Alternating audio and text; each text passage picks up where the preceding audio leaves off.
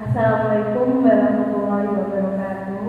Waalaikumsalam warahmatullahi wabarakatuh. Alhamdulillah hari ini kita bisa hadir dalam kegiatan diseminasi budaya positif. Yang pertama-tama saya ucapkan terima kasih kepada Bapak Ibu yang sudah berkenan untuk meluangkan waktunya di sini untuk menghadiri kegiatan diseminasi positif.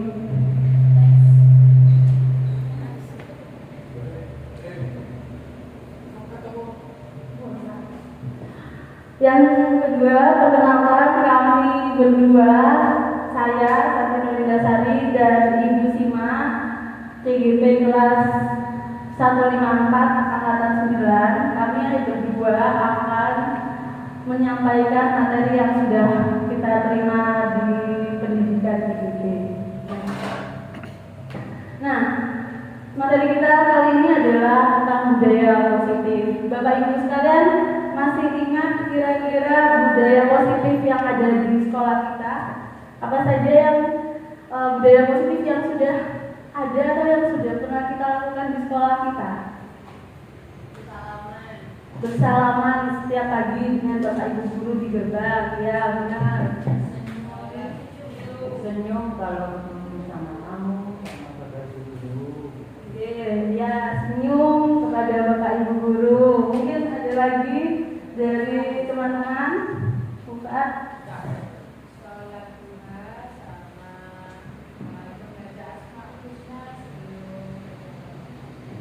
Sholat duha sama membaca Asmaul Husna sebelum pelajaran dimulai. Ada lagi Bapak Ibu, kira-kira budaya positif yang ada di SMP kita, di SMPN Negeri Bangureng ya.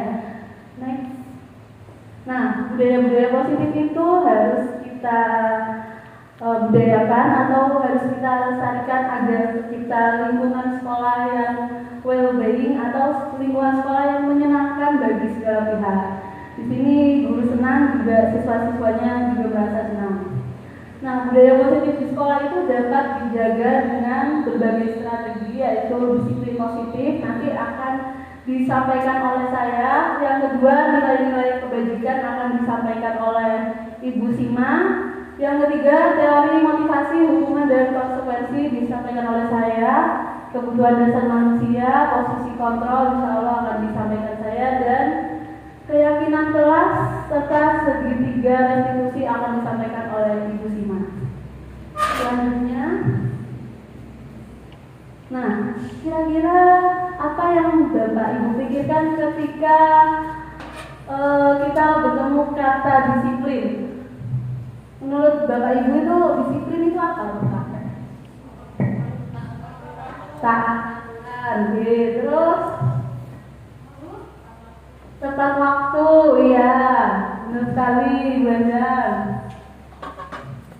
Peraturan itu disiplin itu kira-kira apa? Taat peraturan, terus tepat waktu, ada lagi tegas, ya boleh, terus tata tertib, ya biasanya disiplin itu berkaitan dengan hal-hal yang enggak menyenangkan, yang enggak enak, ya padahal kalau kita menerapkan disiplin untuk diri sendiri itu nanti akhirnya bagus untuk diri kita sendiri. Next.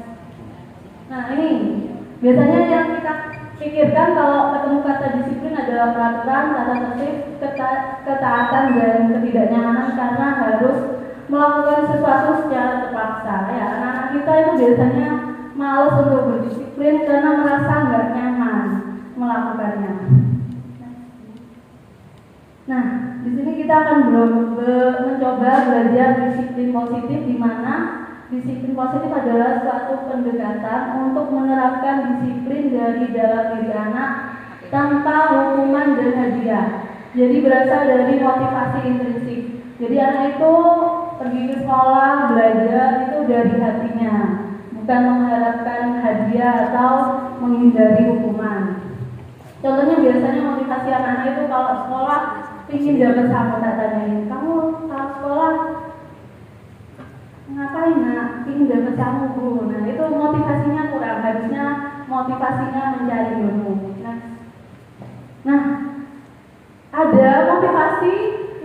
sering mempengaruhi perilaku manusia. Jadi manusia itu melakukan sesuatu karena 3 hal. Yang pertama, murid-murid itu biasanya motivasi untuk menghindari ketidaknyamanan atau hukuman. Jadi biasanya anak-anak datang ke tempat waktu biar gak dihukum, memakai atribut biar gak dihukum.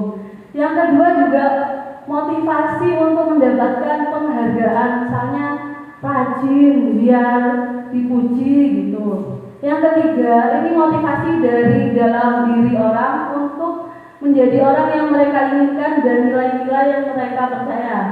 Contoh motivasi dalam diri, oh nanti kalau saya rajin, saya akan sukses, saya akan misalkan dapat pekerjaan yang enak, seperti itu. Nah, manfaat disiplin ini penting bagi diri sendiri. Yang pertama, membuat seseorang bisa menggali potensinya. Dibandingkan anak yang misalkan malas belajar sama anak yang rajin, pasti kan beda, potensinya lebih banyak yang rajin.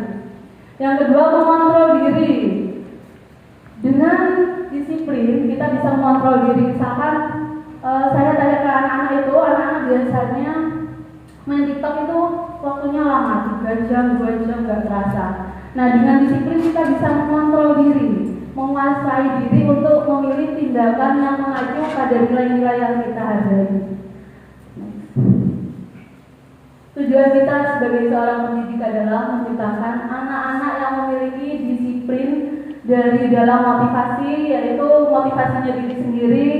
Jadi tanpa hukuman, tanpa penghargaan, sehingga mereka bisa bertanggung jawab dengan apa yang dilakukannya sesuai dengan nilai-nilai kebajikan. Nah, kenapa sih Bapak Ibu anak-anak kita itu banyak yang melanggar peraturan atau biasanya cari perhatian? Nah, itu karena ada 5 kebutuhan dasar manusia yang belum terpenuhi. Contoh 5 kebutuhan dasar manusia yaitu kebutuhan bertahan hidup seperti sandang, pangan, tempat. Itu termasuk kebutuhan bertahan hidup. Yang kedua, kebutuhan kasih sayang dan rasa diterima. Makanya kalau kita lihat anak-anak biasanya itu kan kayak nakal banget, suka ganggu temennya, itu mungkin di rumahnya kurang kasih sayang dan rasa diterimanya kurang, sehingga mereka berusaha untuk memenuhi kebutuhan dasarnya dengan cara mencari perhatian di sekolah, nakal atau bagaimana. Yang ketiga, penguasaan. Kebutuhan pengakuan dan atas kebutuhan. Nah, mungkin di kelas kita sering juga menemukan anak laki-laki yang kayak sok-sokan apa, itu biasanya ingin diakui oleh teman-temannya. Kalau kita sudah terpenuhi kebutuhan semuanya, insya Allah bisa menjadi anak-anak yang baik. Kita contohkan kayak yang murid kita yang berprestasi itu karena 5 kebutuhan dasarnya sudah terpenuhi semua. Jadi mereka gak nakal, gak melanggar peraturan. Yang keempat, kebebasan, kebutuhan akan pilihan. Kadang itu kita lihat anak-anak jalan-jalan itu mungkin ingin kebebasan dalam belajar. Yang kelima, kesenangan, kebutuhan untuk merasa senang. Jadi kadang anak itu senang, ada yang senang belajar menggunakan diskusi atau individu ya. Lanjut. Nah, tindakan terhadap suatu pelanggaran, biasanya kalau ada pelanggaran, biasanya itu kita ada 3 hukuman, memberikan hukuman, yang kedua memberikan sanksi atau konsekuensi, yang ketiga restitusi. Nah, pengertian hukuman ini bersifat tidak terencana atau tiba-tiba. Kalau anaknya misalkan nakal, murid tidak tahu apa yang akan terjadi dan tidak dilibatkan. Hukumannya bersifat satu arah aja dari pihak guru yang memberikan. Murid hanya menerima hukuman tanpa melalui kesepakatan atau pengarahan baik sebelum dan sesudahnya. Kalau hukuman fisik, hukuman itu biasanya bisa berupa hukuman fisik atau hukuman psikis berupa perbuatan dan kata-kata. Sedangkan konsekuensi adalah sudah disepakati. Contoh konsekuensi adalah peraturan, terus dibuat oleh pihak guru atau sekolah. Murid sudah mengetahui sebelumnya konsekuensi apa yang akan diterima apabila mereka melanggar. Jadi sudah tahu kayak peraturan itu kalau melanggar akan, itu namanya konsekuensi. Yang ketiga, restitusi untuk restitusi nanti akan dijelaskan oleh Bu Sima, tapi ini untuk sekedar tahu aja, menciptakan kondisi bagi murid untuk memperbaiki kesalahannya. Jadi restitusi ini nggak dihukum, tapi memperbaiki kesalahannya dengan mencari solusi agar mereka menjadi orang yang lebih baik lagi. Next. Nah, ini kita coba tanya jawab ya Bapak Ibu. Saya ingin tahu Bapak Ibu sudah kira-kira termasuk hukuman atau konsekuensi mencatat 100 kali di dalam buku dengan kalimat saya tidak akan terlambat lagi karena terlambat ke sekolah, termasuk hukuman atau restitusi? Hukuman, ya 100 buat Bapak Ibu. Yang kedua, hukuman atau konsekuensi membersihkan coretan yang dibuatnya di meja tulis. Konsekuensi, ya kenapa kok konsekuensi Bu?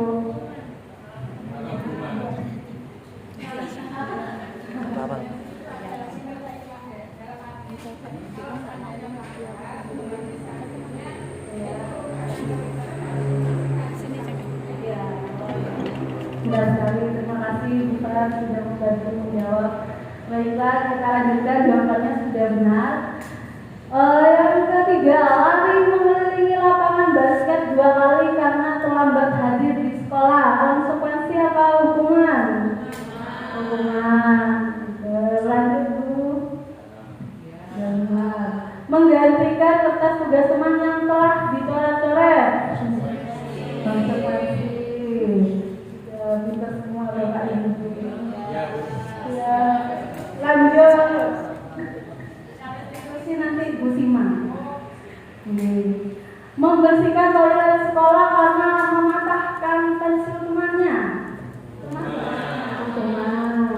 Ya, keren Bapak Ibu gitu. Lanjut.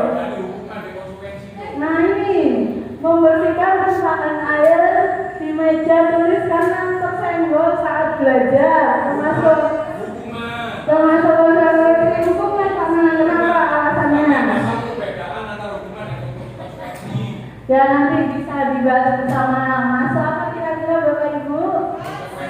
Konsekuensi, karena kan sudah dimakan harus dibersihkan. Konsekuensi itu apa yang kita lakukan harus diganti, mengganti apa yang kita lakukan, itu namanya konsekuensi. Lanjut Bu. Belum. Lari mengelilingi lapangan basket 2 kali karena terlambat 10 menit untuk pelajarannya ke JOK Pak Tanang. Konsekuensi atau hukuman? Konsekuensi ya Bu, karena telat dan karena pelajaran PJOK. Kalau pelajaran PJOK nggak apa-apa, kalau yang terlambat sekolah yang nggak boleh. Masuk konsekuensi. Kalau yang ini berdiri di depan kelas sambil mengangkat kaki satu karena tidak mengerjakan tugas. Konsekuensi. Oh, hukuman.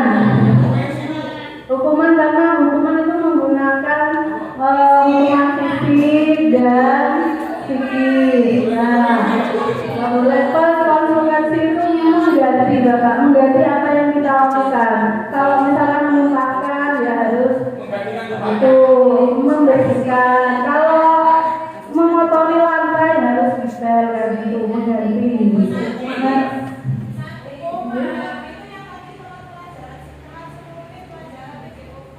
konsekuensinya karena sudah kesepakatan ini.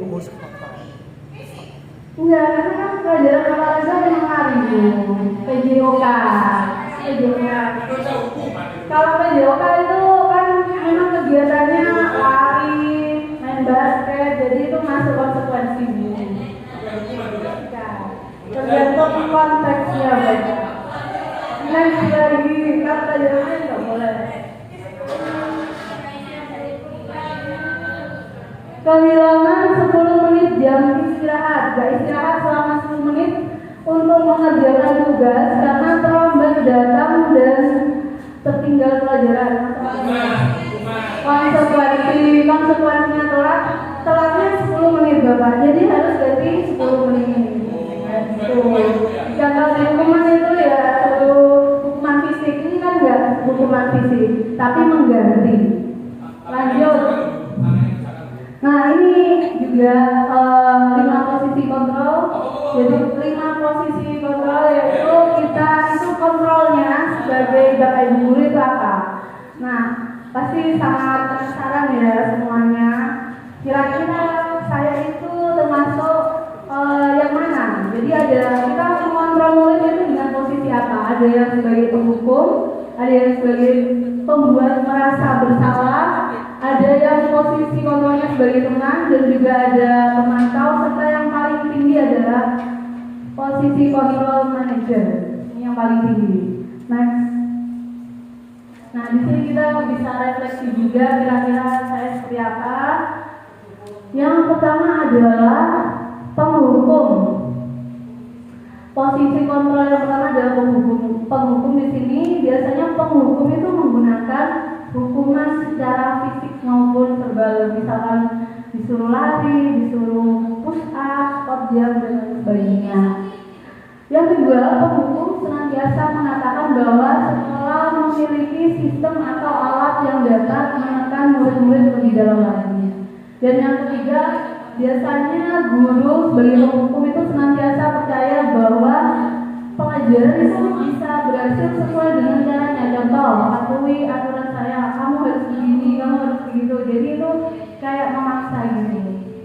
Kita lanjut ke posisi kontrol yang kedua adalah pembuat rasa bersalah. Ini biasanya pernah saya terapkan dulu. Biasanya guru akan bersuara lebih lembut. Pembuat rasa bersalah akan menggunakan keheningan yang membuat orang lain merasa tidak nyaman, bersalah atau rendah diri. Contoh, ibu sangat kecewa sekali sama kamu. Kenapa kamu berbuat seperti ini? Gimana coba kalau orang tuanya tahu? Nah itu merupakan posisi kontrol kita kepada anak-anak sebagai pembuat rasa bersalah. Nah, di sini murid akan memiliki penilaian diri yang buruk. Jadi kalau dibuat rasa bersalah, wah aku kok seperti ini ya. Terus merasa kecewa dengan dirinya sendiri dan orang lain. Yang ketiga, ini seringkali kita temukan juga posisi kontrol guru teman. Nah, teman di sini mengontrol murid melalui persuasi atau ajakan. Hubungannya itu baik dengan murid dan humor untuk mempengaruhi murid. Ada negatif dan positifnya kalau kita posisi kontrolnya sebagai teman. Positifnya mungkin bisa akrab dengan murid, dekat dengan murid, tapi negatifnya juga sangat tidak baik karena bila nanti gurunya udah gak baik lagi ke muridnya, murid merasa dikecewakan dan tidak mau berusaha lagi. Jadi ini murid tergantung pada guru tersebut. Ini juga tidak baik ya. Jadi kalau teman juga gak baik karena kita memang posisinya di atas teman. Karena kita adalah guru, jadi nggak pantas kalau teman. Yang keempat adalah posisi kontrol sebagai pemantau. Memantau itu artinya mengawasi, jadi kita bertanggung jawab atas perilaku orang-orang yang kita awasi. Nah, di sini yang kita awasi kan murid-murid kita, Bapak Ibu. Terus posisi pemantau berdasarkan peraturan atau konsekuensi. Di sini biasanya pemantau lebih kepada melaksanakan aturan atau konsekuensi. Dengan peraturan atau konsekuensi, kita dapat memisahkan hubungan pribadi kita dengan murid. Jadi di atasnya posisi kontrol teman. Nah ini contohnya apa? Misalkan ada anak yang melakukan kesalahan, lalu kita tanyakan ke murid tersebut peraturannya apa, sanksinya apa, kalau kamu begini harusnya bagaimana. Yang terakhir adalah posisi kontrol sebagai manajer. Ini posisi kontrol guru yang paling atas karena guru bersama-sama membuat sesuatu bersama murid, mempersilahkan murid untuk mempertanggungjawabkan perilakunya dan mendukung murid agar dapat menemukan solusi atas permasalahannya sendiri. Jadi kalau di manajer ini kayak menanyakan, di manajer diajar untuk menganalisis kebutuhan dirinya maupun orang lain.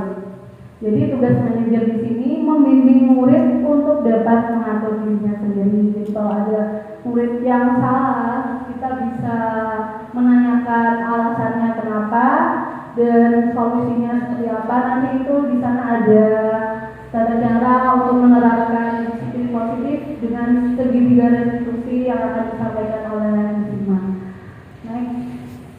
Nah, untuk materi dari saya cukup sekian. Nanti apabila ada hal yang akan ditanyakan, akan ada sesi tanya jawab. Nah, untuk materi kedua akan disampaikan oleh Bu Sima. Kepada Ibu Sima dipersilahkan menyampaikan materi selanjutnya.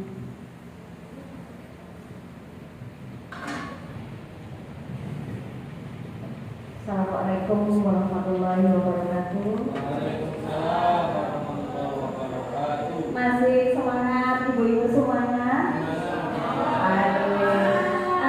Bolehkah saya minta ibu-ibu untuk berdiri semuanya? Iya, ada bapaknya, ibu-ibu dan bapak-bapak. Semuanya kita berdiri sambil melepaskan pinggang yang pernah diri. Kita sudah seharian melaksanakan pembelajaran dengan anak-anak. Baik Bu, saya bilang kita tepuk hebat ibu-ibu ya, karena ibu-ibu di SMP 2 mulai dan bapak-bapak di SMP 2 mulai ini semuanya hebat-hebat. Kalau saya bilang tepuk hebat, saya hebat, kamu hebat, kita hebat, hebat. Kita mulai. Oke, 1, 2, 3, tepuk hebat. Saya hebat, kamu hebat, Kita hebat. Semua hebat. Lagi. 1, 2, 3, tepuk hebat. saya hebat, kamu hebat, kita hebat, semua hebat. Terima kasih. Pak, ada semangat deh. Semuanya. Baik. Kita semua tadi sudah melaksanakan pembelajaran dan saya mohon maaf mohon izin karena meminta waktu Bapak Ibu seharusnya mungkin layar-layar atau istirahat sambil menunggu untuk waktu pulang. Mudah-mudahan dengan kegiatan hari ini memberikan manfaat bagi Bapak Ibu semuanya. Baik, tadi sudah disampaikan oleh rekan saya dan di sini saya akan menyampaikan berkaitan dengan diseminasi, yaitu tentang budaya positif yang ada di sekolah kita. Budaya positif yang ada di sekolah kita sebetulnya sudah lama dan sudah terbiasa nih, sudah kita laksanakan. Salah satunya yaitu setiap hari anak-anak sampun bersalaman nih, bersalaman kepada Bapak Ibu guru waktu memasuki pintu gerbang. Kemudian apalagi Bapak Ibu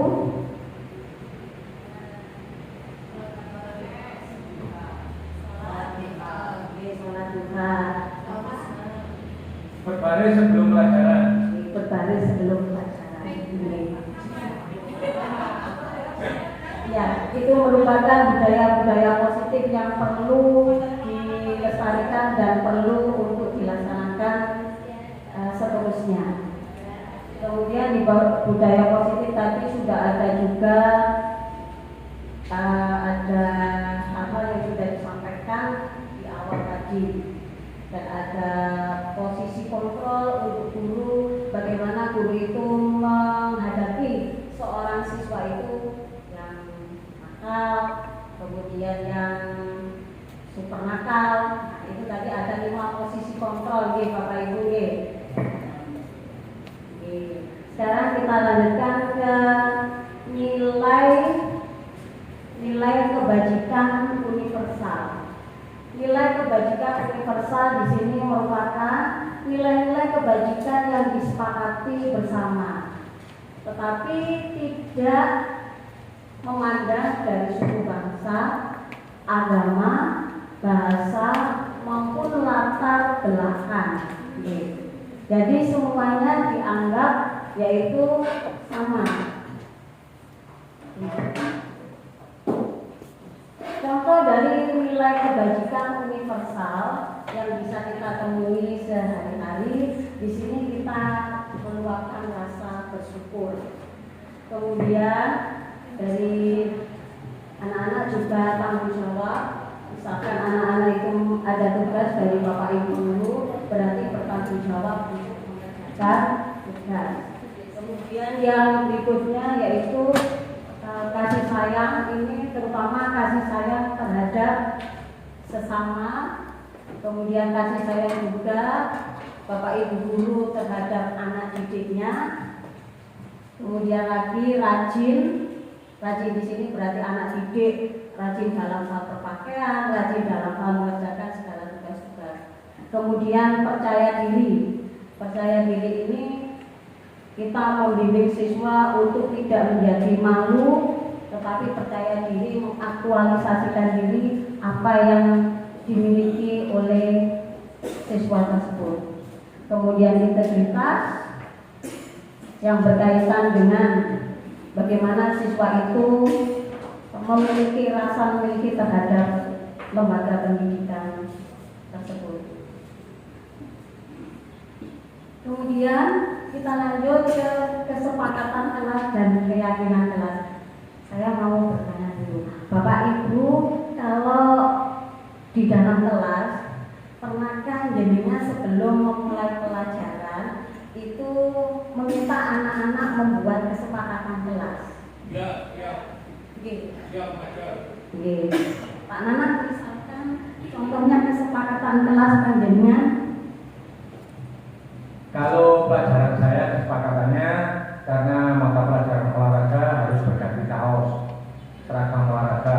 Mari anak-anak kita sepakati ganti pakaian berapa menit. Itu kesepakatan.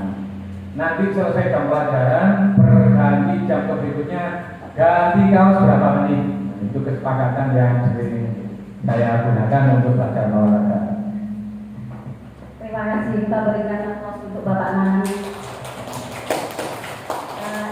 Saya ke Ibu Haja. Ibu Haja, maka Ibu di dalam kelas itu membuat kesepakatan kelas sebelum memulai. Baik, terima kasih Bu atas waktunya yang diberikan kepada saya. Mudah-mudahan ini juga bisa diterapkan di kelas-kelas yang lain atau Bapak Ibu yang lain. Saya pernah melaksanakan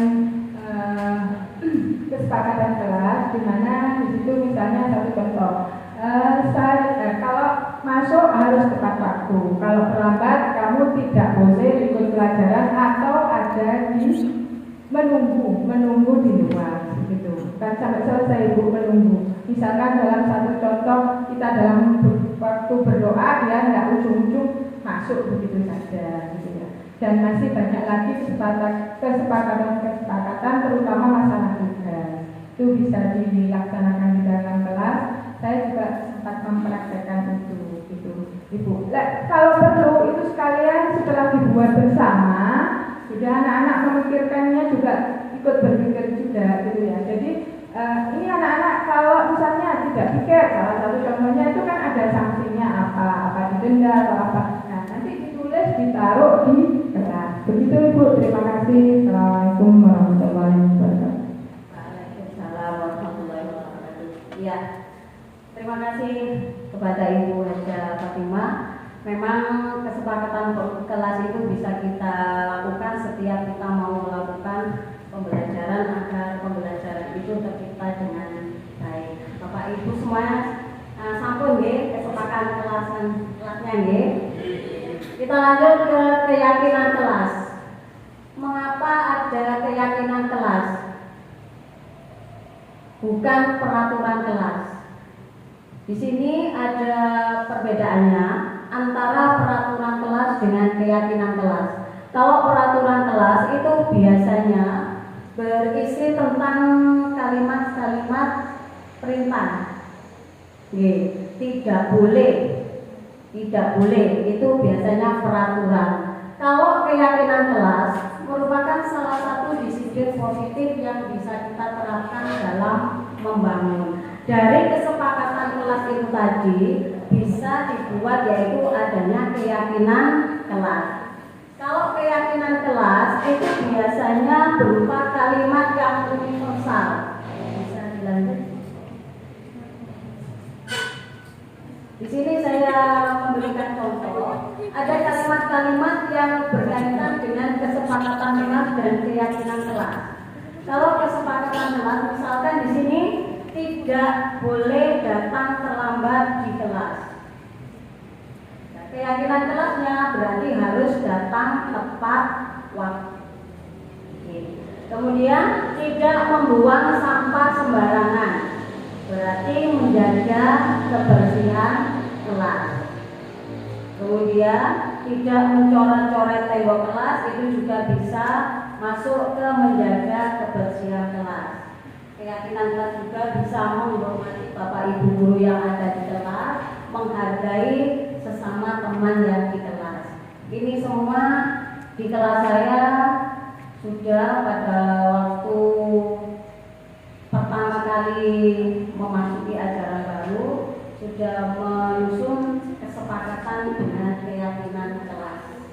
Bapak Ibu sampun paham sedaya semuanya? Ada yang ditanyakan? Tidak ada. Kita lanjut. Keyakinan kelas akan memunculkan nilai-nilai positif yang diterapkan pada kelas yang bersangkutan. Tetapi tidak menutup kemungkinan terkadang murid melakukan pelanggaran. Ya, walaupun sudah ada kesepakatan kelas, seperti tadi tidak boleh datang terlambat atau berganti kaos tadi maknanya ya, tepat waktu, tetapi masih ada saja yang terlambat. Bagaimanakah menangani murid yang melakukan pelanggaran terhadap keyakinan kelas tersebut? Nah, ini ada trik-triknya. Kalau kita di guru modera ini ada pendidikannya.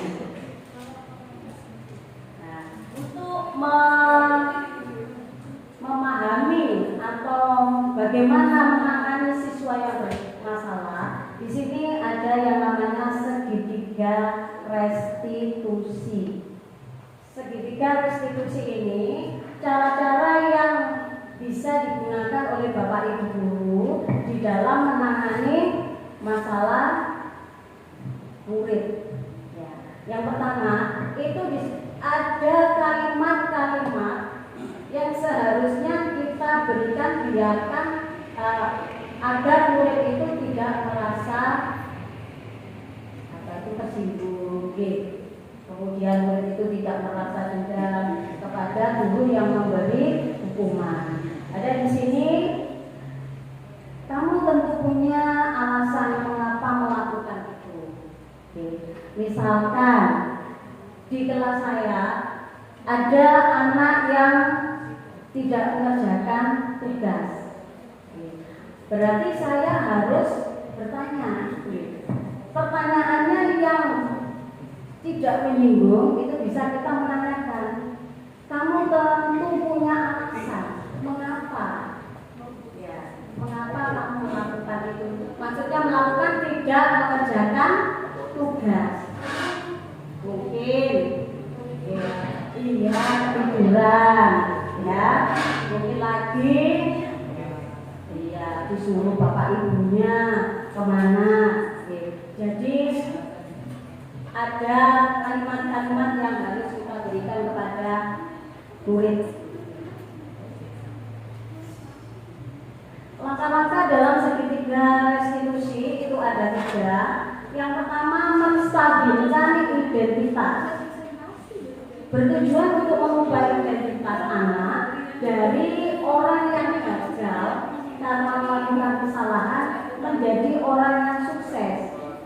Di sini kalimat yang bisa digunakan, berbuat salah itu tidak apa-apa, nah.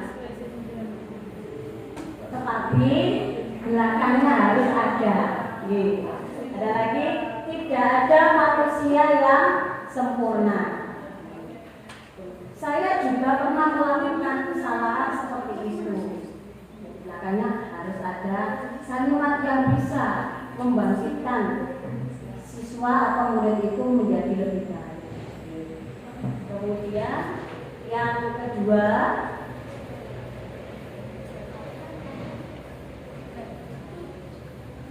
validasi tindakan yang salah.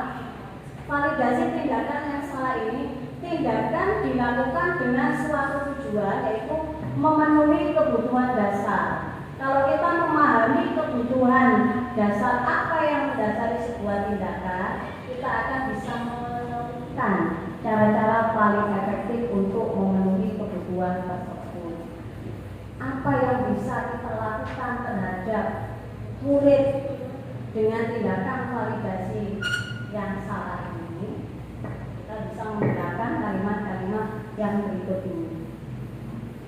Kamu pasti punya alasan mengapa melakukan hal itu.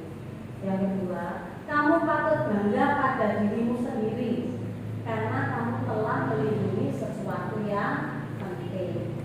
Kemudian yang ketiga, kamu boleh mempertahankan sikap itu, tapi kamu harus menambahkan sikap yang baru. Ya. Jadi kalimat-kalimat ini membuat murid kita akan merasa adem gitu. Yang ketiga, menanamkan keyakinan. Kalau ada siswa yang melanggar, itu kita bertanya lagi, apa keyakinan yang sudah kita buat? Makanya pasti anaknya nanti akan menyampaikan, oh iya Bu, keyakinan kelas kita begini.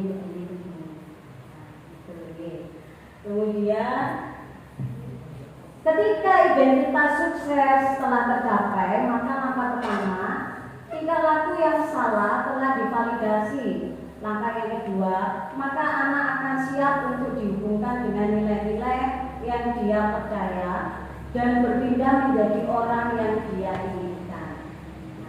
Itu tadi pertanyaan-pertanyaan yang berhubungan dengan bagaimana seorang guru, yaitu mengatasi permasalahan yang dihadapi oleh murid.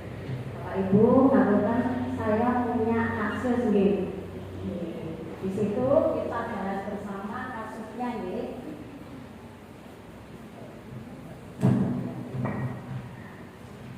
Satu kasus saja. Sabrina hari itu bangun terlambat dan terburu-buru sampai di sekolah. Dia pun akhirnya sampai di gerbang sekolah, tapi baru menyadari kalau tidak menggunakan sepatu hitam. Kenapa di sini tadi tidak pakai sepatu hitam, Bapak Ibu? Terburu-buru. Mungkin ini dia langsung cabut sepatunya mawon. Nah, kemudian seperti tertera di peraturan sekolah, di depan pintu kelas, Bapak Lukman memperhatikan sepatu Sabrina yang berwarna coklat. Sabrina berusaha menjelaskan bahwa dia buru-buru dan salah mengenakan sepatu. Pak Lukman menanyakan kepada Sabrina, apa peraturan sekolah tentang seragam warna sepatu? Sabrina menjawab, sudah mengetahui sepatu harus berwarna hitam. Kemudian, namun terburu-buru dan salah mengenakan sepatu. Selain tidak mungkin kembali pulang karena rumahnya jauh sekali, Pak Lukman tetap bersikeras pada peraturan yang berlaku dan mengatakan, ya sudah, kamu sudah melanggar peraturan sekolah. Kamu salah, sudah terlambat. Salah pula warna sepatunya. Segera buka sepatumu kalau tidak bisa mengenakan warna sepatu sesuai peraturan. Sabrina meminta maaf dan memohon kembali kepada Bapak Lukman agar tetap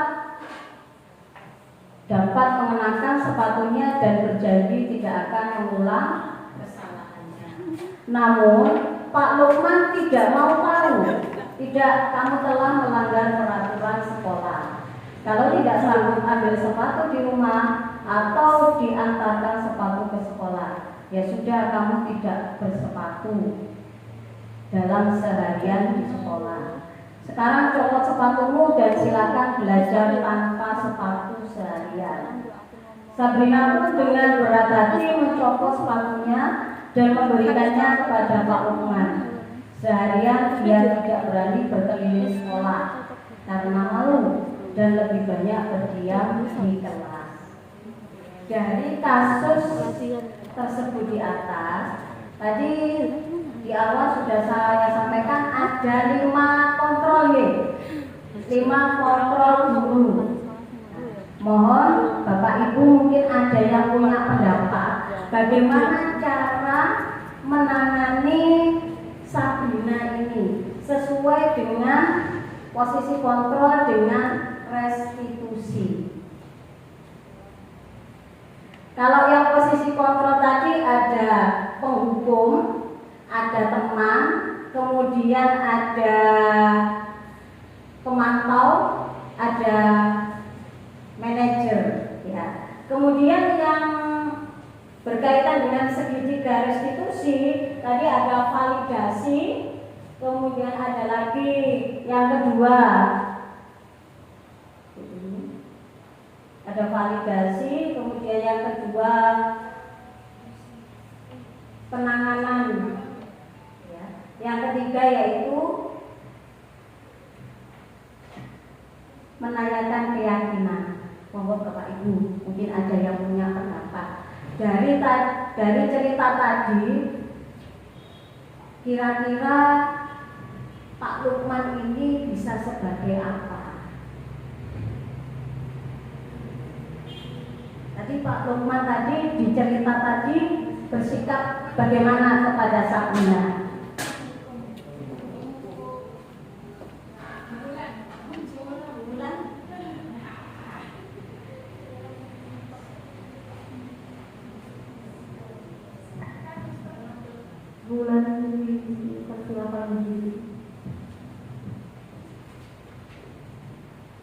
Baik, terima kasih. Jadi dari kasus Pak Lukman dengan Sabrina itu termasuk yang dilakukan di cerita tersebut adalah posisi Pak Lukman sebagai penghukum.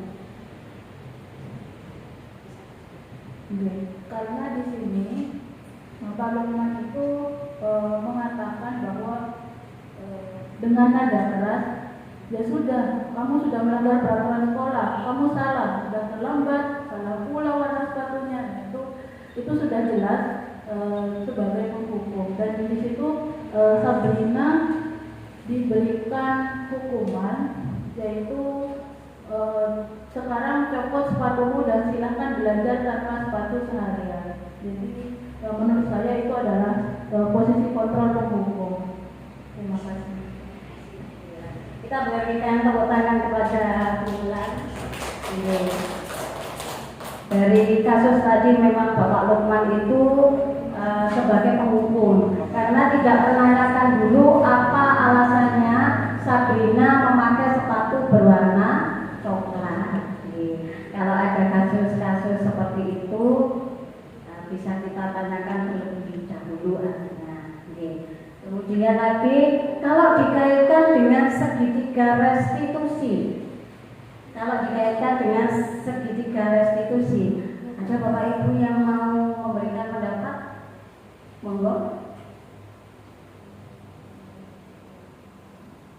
Segitiga restitusi tadi ada 3: menstabilkan identitas, validasi tindakan yang salah, kemudian menanyakan keyakinan.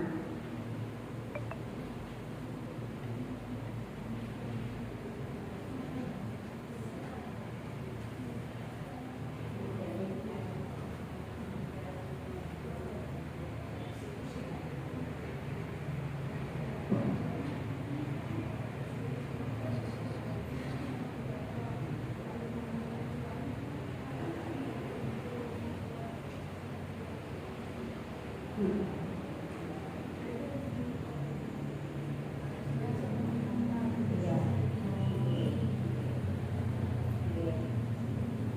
Jadi harus segitiga restitusinya Pak Lukman itu bagaimana?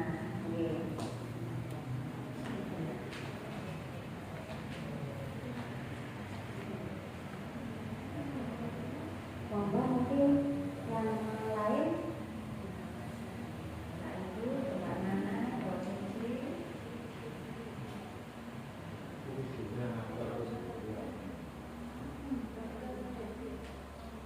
Monggo Ibu Bulan. Mau silakan.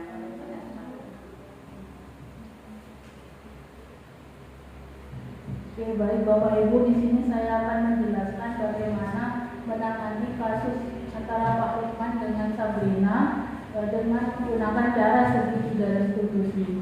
Yang pertama di sini yang kita lakukan itu adalah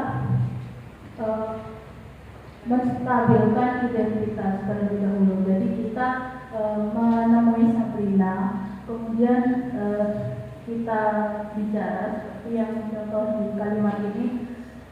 Sabrina, setiap orang pasti pernah melakukan kesalahan. Jadi jangan langsung kita judge salah, tapi harus kita stabilkan dulu emosionalnya, kita stabilkan dulu identitasnya supaya Sabrina itu mau terbuka untuk menceritakan alasan kenapa dia memakai sepatu yang salah. Kemudian yang kedua, validasi tindakan yang salah. Nah, setelah Sabrina nanti cerita kenapa dia menggunakan sepatu warna coklat, kita tanyakan, kamu tentu punya alasan kenapa melakukan itu. Setelah dia bercerita, baru kita maju ke langkah yang ketiga, yaitu menanyakan keyakinan. Nah, kamu sudah tahu kan peraturan yang ada di sekolah ini apa? Kemudian Sabrina jawab, dia harus memakai sepatu warna hitam. Nah, karena kamu sudah tahu, untuk kedepannya besok kamu mau seperti apa? Jadi kita tanyakan seperti itu. Mungkin itu contoh penanganan segitiga restitusi untuk kasus Lukman dan Sabrina. Terima kasih. Oke, pendapat lain Bapak Ibu? Ada pendapat lain lagi? Jadi kalau kita menghadapi murid yang misalkan bersalah, itu jangan langsung kita menghukum. Misalkan seperti Sabrina tadi, jangan langsung kita menjudge bahwa anak itu harus lepas sepatu dan tidak boleh memakai sepatu sampai pulang sekolah.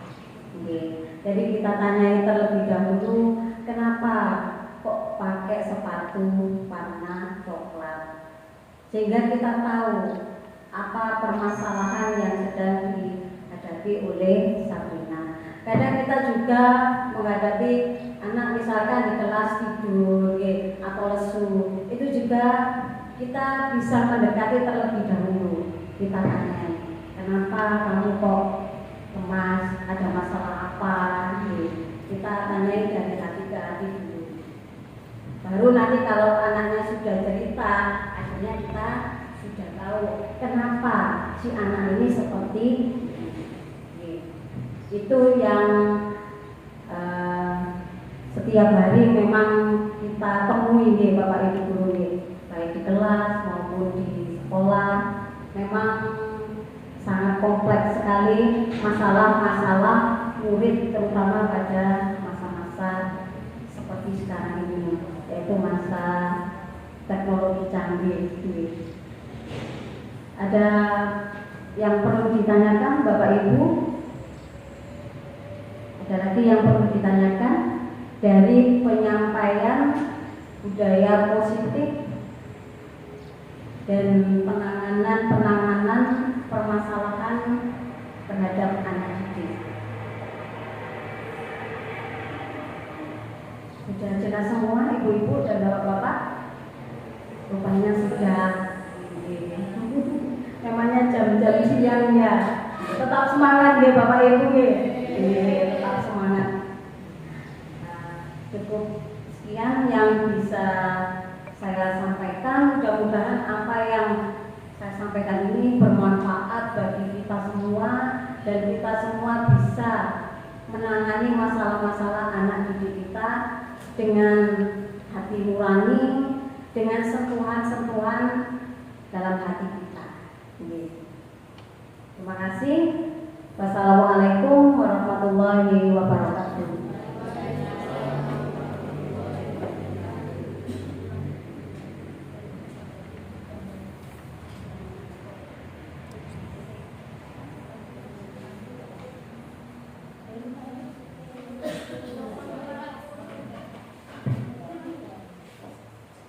Lima satu.